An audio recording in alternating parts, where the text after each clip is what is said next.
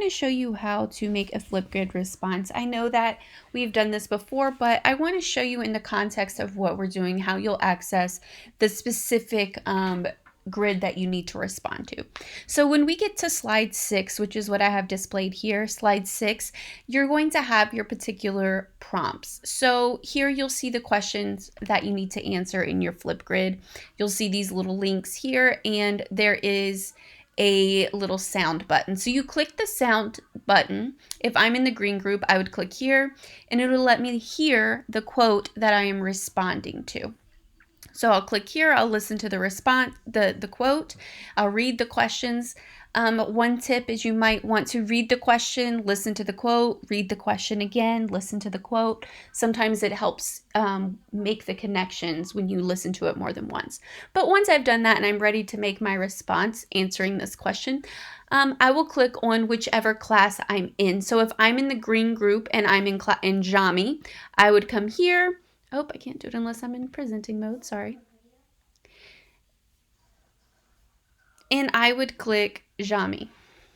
Sorry, I know that kind of messed it up a little bit, but I'll log in with Google, make sure I log into my accounts. Okay, and so now I'm in my classroom group. So what I'm going to do now is I'm going to scroll down. It takes me directly to the question in the thread. So I will sit and I will read, think of a quote from the slides when answering the following questions. So you can go back and forth. You can click back on the slides to hear the quote again, but the question is copied here for you. So if you were in the green group, you would be answering, have you ever felt responsible for someone? How did it change your behavior and how did it affect your relationship?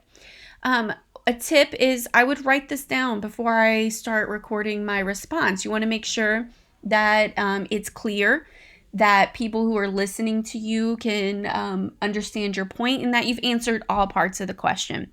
So the way you make your response is you simply come to this little green plus sign and it'll ask you if you want to let it do all this stuff and you say yes, you record your video. You guys pretty much know how to do it from that point because we've shown you.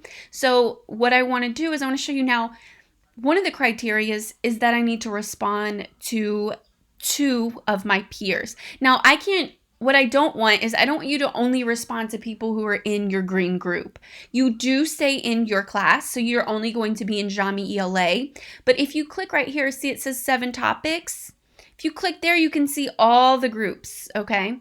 So your green group, maybe you want to respond to orange group. You click here, all right? Do you have people connected? You listen to your peers' response, and then you can make a response. Maybe you agree with them. Maybe they helped you make a connection.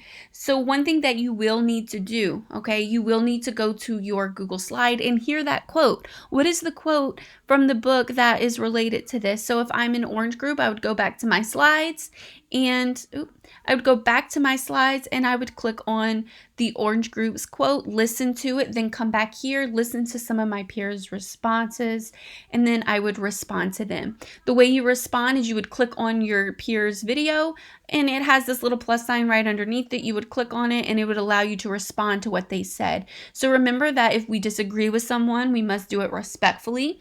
And if we want to add on, maybe we like what they said, we want to make sure it's clear that I like what you said, and then add on to it. Maybe you're going to enrich that conversation. You need to do that with 2 peers.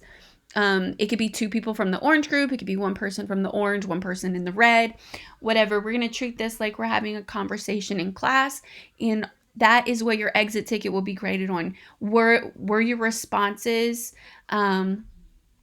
meet the criteria? Do you answer all the questions? Is it substantial? So are your responses to your peers more than I like your answer? Because that's not really adding to the conversation. So our goal is that you'll respond agreeing or adding to or disagreeing and adding your perspective. Okay, so that is our goal for today. If you have any more questions about this, be free to ask us in our Google Meet, or you can send us a text or a private comment.